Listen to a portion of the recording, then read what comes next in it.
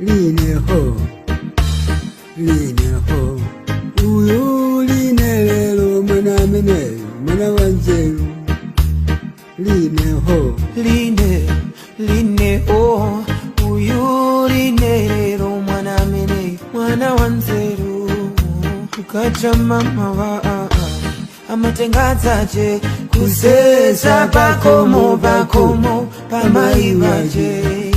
Ukacha mama Early morning amatengazaje, kusesa bakomo pamaivaje. magolo waline amuya mikila, akuti line lelo mwana mene, mwana wanzeru. magolo waline amuya mikila, akuti line lelo mwana mene, mwana wanzeru. Line ho, uyu line lelo mwana mene, mwana wanzeru. Line ho,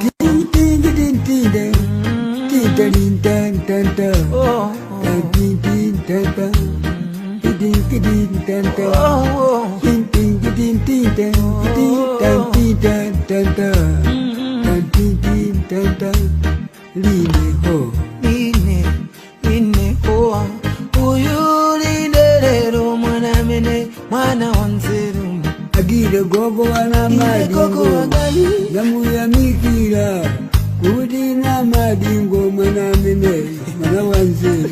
Agire gogo wana madingo, gamu ya mikila, kuti na madingo mwana mene, mwana wanzeru. simuku na mago Tawizina mwe malota ine, bambo wanga tandisi enda salandeka. Tawizina mwe ni malota ine, bambo wanga tamwalira salandeka. Gonda mama, Gonda une mama mwe, Gonda mama chalamanda, zafera mwenda we. Gonda mama, Gonda une mama mwe, Gonda mama chalamanda, zafera mwenda we.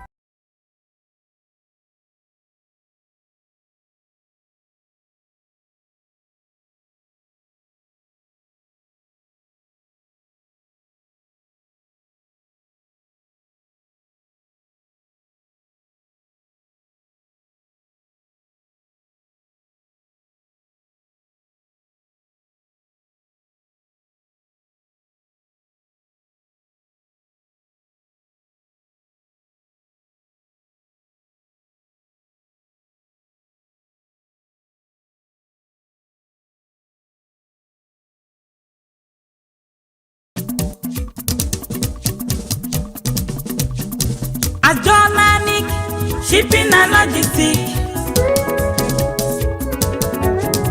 We export household items lóríṣiríṣi. Personal effect, clothing, food and stuffs. Láti Naija wọ̀lú America. Chicago shipping and logistics baba ni.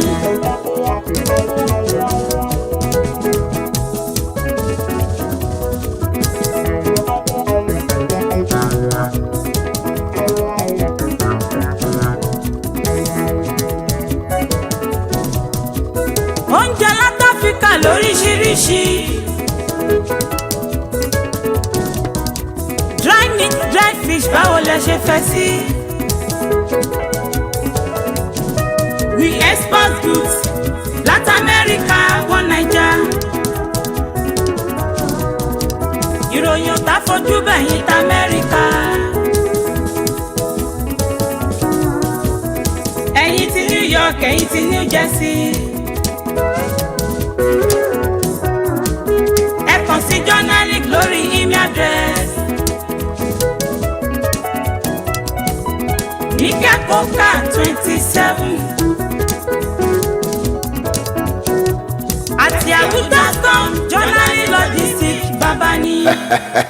bó ṣe máa jẹ́ nìyẹn ẹ̀yin tí New Jersey ẹ kàn sí wa ní Prince Street Newark New Jersey USA tàbí kẹ́pẹ́ wá sórí +19 0820558863 nílùú Èkó ń bí. àdírẹ́sì wa ní nọ́mbà 20 Ẹ̀kọ̀rọ̀ Road Old Ọ̀tà Road Abúlé Ẹ̀gbá Lagos. ẹ pè Jùmọ̀kẹ́ sórí +234 813 099 0915 tàbí Múyìwá sórí +234 814 659 1874 at Journalic. ọ̀gá nìkan láwùjọ kúta.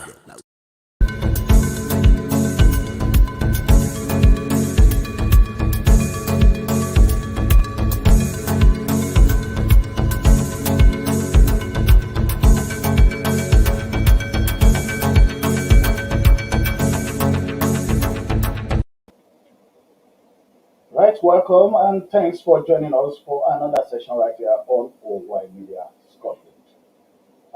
Just like we've mentioned to us, for those that have been following us on the social media, today we'll be looking at a piece from the declassified files by the United States on Nigeria civil war. Many people have had different story or history, but from the declassified files, we will be picking out some details. Just like we've mentioned, that any opinions or views that are expressed right on this program is the right of the named persons and does not necessarily represent that of OY Media. We also want us to know that this program is the purposes of history and, of course, something to take on by those that are beating the drums of war. So today we'll be looking at 56 years on U.S. declassified files on Nigeria civil war, and I'll actually be taking on a particular piece for this purpose. I'm going to read, and we'll probably be splitting the piece into two, and we're just going to take one for today. So, and this comes as U.S. classified files revealed untold story of Ojukwu and Biafra, and I'll just take that on. Secret American diplomatic dispatches spreading over 21,000 pages provide previously unknown information about the Nigeria Civil War. Early in the morning of 1st July 1967, Nigeria's young head of state, Colonel Yakubu Gowon, was feeling uneasy in his office at the Supreme Headquarters, Jordan Barracks in Lagos. The unease was a result of his being ceaselessly pressured to authorize a military invasion of the breakaway republic of Biafra. Colonel Mohammed Shua of the First Area Command had moved his command headquarters southwards and set it up in Makurdi. The 2nd Battalion was already headquartered in Adepo. Schools and private homes have been commandeered for the use of Major Sule Apollo and his 4th Battalion in Lotopo. They were itching for action. The same day, Major B.M. Usman, a member of the intimate northern group around Gowon, told the American Defense Attaché, "I do not know what in hell he is waiting for. The boys are all ready to go. They are only waiting on his word." Members of the Supreme Military Council, who had been meeting twice daily, were waiting for his word. The whole nation was waiting. Biafra, which was on high alert, was also waiting. On 27 July 1967, Cyprian Ekwesi, famous writer and Biafra's Director of Information Service, through the voice of Biafra, formerly Enugu Radio, urged Biafrans to be prepared for an invasion on June 29, since Northerners are often struck on 29th day of the month. He was alluding to the day northern officers led by Major T.Y. Danjuma seized Gowon's predecessor, Major General Aguiyi Ironsi, and killed him in the forest outside Ibadan. Gowon, then 31, had been running the affairs of 57 million Nigerians for 10 months. It had not been easy. Chief Obafemi Awolowo, his 28-year-old trusted deputy and advisor, was with Okoye Arifu and Philip Asiodo, permanent secretaries of the Ministries of External Affairs and Trade and Industries, respectively. They were preparing to put the noose on the neck of the Anglo-Dutch oil giant Shell BP, which has frozen royalty payments due to the Federation account on 1st June 1967, had offered to pay the Biafran government £250,000. Lieutenant Colonel Odumegu Ojukwu, Biafran leader, had ordered all oil companies to start paying all royalties to Enugu because they were operating in the new country or risk every penalty. Specifically, he demanded a minimum of £2 million from Shell BP. The federal government had imposed an economic blockade on Biafra. It entailed bearing all merchant vessels and sea tankers from sailing to and from Koko, Warri, Sapele, Escravos, Boni, Oracourt, Calabar Port, which Ojukwu had declared part and parcel of Biafra. Biafra controlled the land on which the oil installation sat. The Nigerian government controlled the coastal entrance and exit to those lands. Shell BP was confused as to whose orders should be obeyed. So David Hunt, the British High Commissioner to Nigeria, told his American counterpart after the meeting with the Nigerian delegation, Awolowo is very firmly in control of Ministry of Finance and is giving Stanley Gray, Shell's general manager, another expert from London, a very difficult time for the past 3 days. They persuaded Awolowo to accept a deal that would favor the Nigerian government and at the same time will predispose oil workers and the $150 million investment to danger in the hands of Biafran military forces. Awolowo refused, arguing that anything short of the status quo was recognition of Biafra and concession to the rebels. As for security of investment and personnel, he argued that once royalties were paid, the Nigerian government will have the capacity to fund whatever action it will take on the rebels and Shell BP's investment would be safe. Gowon paced to the large outdated map of the country by the door to his office. When he asked Awolowo to come and join his government, Awolowo said he would accept only if Gowon did something about the dominance of North over the rest of the nation. A month before, Gowon had broken up the North into 6 states, but the map by the door still showed the whole Nigeria with an imposing North at the top. He ran his finger around the boundaries of Biafra and asked himself, how can I authorize an invasion of my own people? He knew what it meant to be resented. He was not the most senior officer in the army. He was not a Muslim Hausa or Fulani from Kano, Kaduna, or Sokoto. He was a Christian from one of the small minorities that dot the North, and yet the Venters promoted him to the position of the head of state and commander-in-chief, to the chagrin of many northern officers, politicians, and emirs. He knew the Igbo were resented in the north for succeeding where indigenes have failed. His Igbo lover, Edith Ike, told him her life was threatened twice in Lagos since she returned from North in March.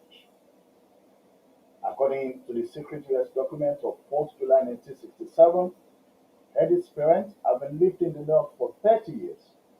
Where she too was born and fled back to the East in October 1966 because of that year's massacre of the Igbo. Not 30,000, but around 7,000 were killed, according to the American documents. Donald Patterson of the political section and Tom Smith of the economic section traveled from the U.S. Embassy in Lagos to the north after the pogrom.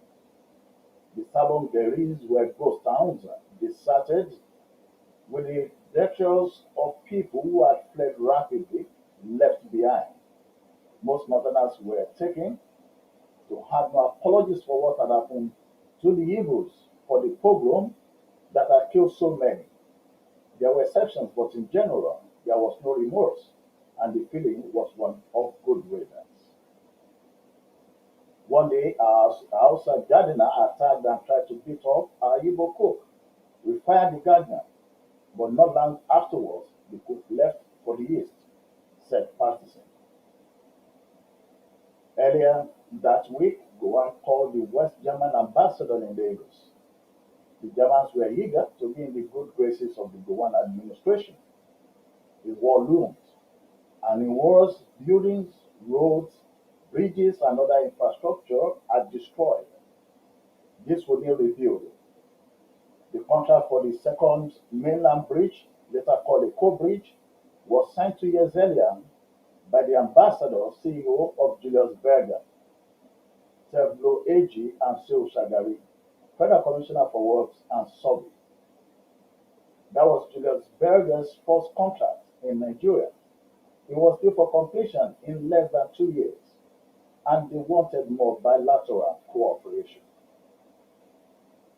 The ambassador assured Gowan over the phone that he had taken care of the details and guaranteed the safety of Edith, the nation's first girlfriend.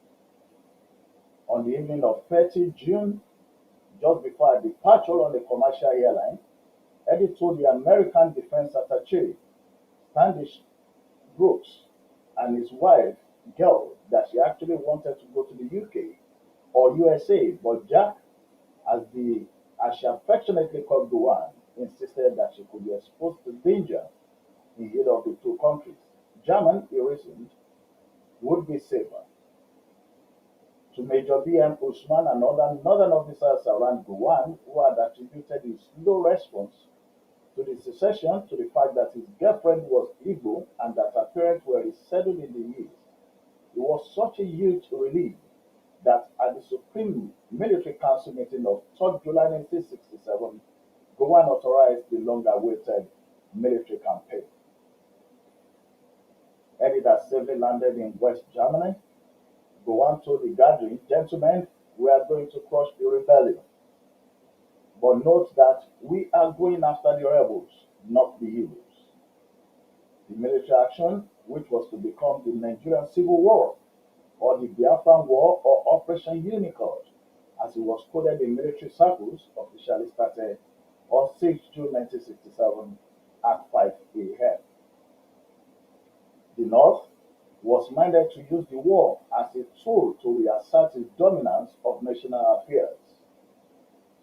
Malam Kago Damboa, regional editor of the Morning Post, told the American consul in Kaduna, "No one should kid himself that this is a fight between the East and the rest of Nigeria. It is a fight between the North and the Igbo." He added that the rebels would be flushed out of Enugu within 6 weeks. Lieutenant Colonel Hassan Katsina went further to say with the level of enthusiasm among the soldiers, it would be a matter of only hours before Ojukwu and his men were rounded up. The northern section of the Nigerian military was the best equipped in the country.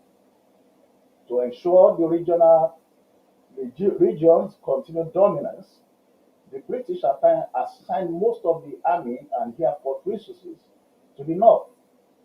It was only the navy they could not transfer. All the allied military schools were there. The headquarters of the infantry and artillery corps were there. Kaduna alone was home to the headquarters of the 4th Division of the Nigerian Army, Defense Industry Corporation of Nigeria, Army Depot, Air Force Training School, and Nigeria Defense Academy. Maitama Sule, Minister for Mines and Power in 1966, once told the story of how Mamadou Ribadu, his counterpart in defense ministry, went to the Nigerian military school Zaria, and the British commandant of the school told him many of the students would not continue because they failed woefully. When Ribadu thumbed through the list, Sule said it was a Muhammad, an Ibrahim, a Yusuf, or an Abdullah. You don't know what you are doing, and because of this, you cannot continue to head the school. And Heinrich Ribadu was said to have told the commander. Shehu Musa Yaradua was one of the students for whom the commandant was sacked. You can see what Yaradua later became in life. He became the vice president. This is the power of forward plan, Sule declared.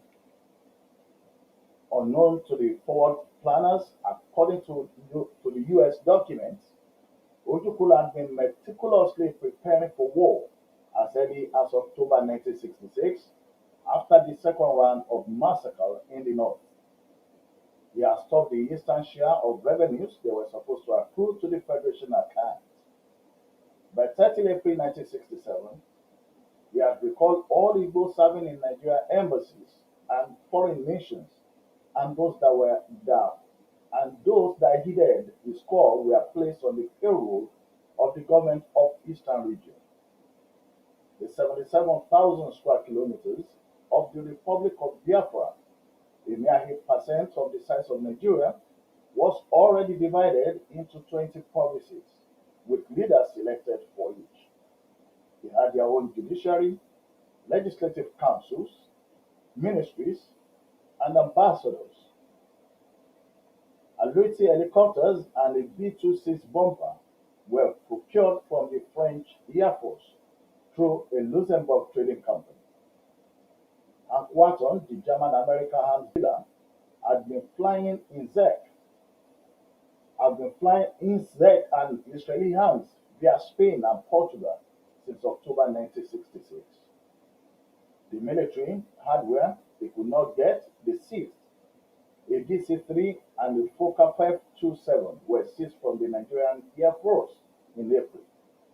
NNS Ibadan, the Nigerian Navy Seaworld Defense Boat, SDB, that docked in Calabar Port was quickly made Biafra. Major Chukwuma Nziogu, who was supposed to be in Enugu in prison for his role in 1966 coup, joined in training recruits in Abakaliki. Foreign mercenaries were training indoctrinated people, young men, and teenagers recruited as NCOs, non-commissioned officers, in jungle warfare, bomb making, mortar and other artillery fire. Ojukwu through speeches, town hall meetings, market square performances, and radio broadcasts succeeded in convincing his people that their destiny was death or a separate state. All his performances in Ghana that culminated in the Aburi Accord of January 1967 or discussion with the Awo-led National Reconciliation Committee 5 months later turned out to be roots. The underground war preparation, the secret arms stockpiles openly manifested themselves as Ojukwu stubborn refusal to accept offers or concessions during these peace meetings. It's on this note that we will be bringing this program to an end today. We will continue with the other parts of it when we return back. Of course, next Sunday, remember, we will be having Alagbafemi already. He's promised us some things last week. So we will be having this week. And that's this week, Sunday. For this one that has to do with the Declassified files on Nigeria Civil War, we will be on the comments page, on the comment link on our Facebook, and of course on Instagram, we will be dropping the link to those files for those who are interested. Remember, the program is just for the purpose of history.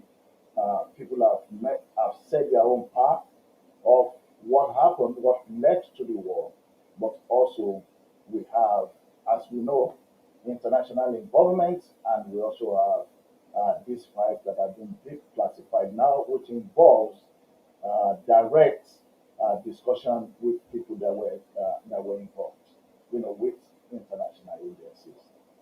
So until next week, where I will be seeing you again, my name remains Samuel Oludari Jericho. Do enjoy the rest of the weekend and do have a wonderful week once we get into tomorrow. God bless.